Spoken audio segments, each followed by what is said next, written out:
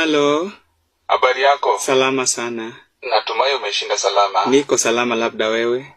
Mimi naitwa Zacchaeus. Zacchaeus. Oh, Zakayo. Sema tu Zakayo, usiogope. Zakayo ni mtumishi wa Mungu ambaye kimo chake kilikataa kwenda juu kwa sababu alikosa vitamin D, lakini licha hayo yote alikula na Mungu kwenye meza moja.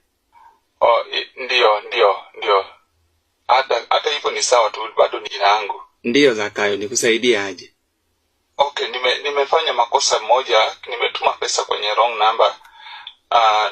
Nimekosea tu namba moja tu peke yake ndipo sikakuja kwako.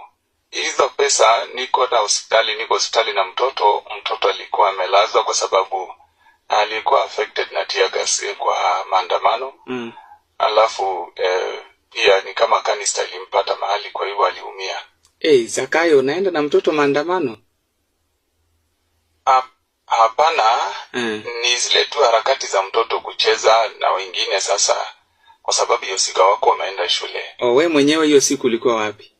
Nilikuwa nimeenda kazi mimi. Kwa hivyo naomba tu kama unaweza tumia, hata kama unaweza nirudishia shilingi 4,000 ama 3,000 ni sawa, kwa sababu nimetuma kimakosa shilingi 5,500. Okay, sasa Zakayo.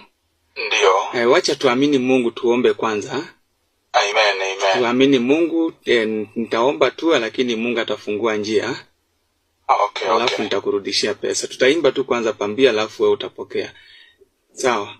Kitu gani kitanitenga na Yesu Mwokozi wangu? Kitu gani kitanitenga na Yesu Mwokozi wangu? Ni magonjwa? Hapana, nimekataa kabisa. Ni uchawi? Hapana, nimekataa kabisa. Ni utapeli? Wewe ni umba sana. Ni utapeli? Shenzi. Fanya backup Zakayo. Sema hapana, nimekataa.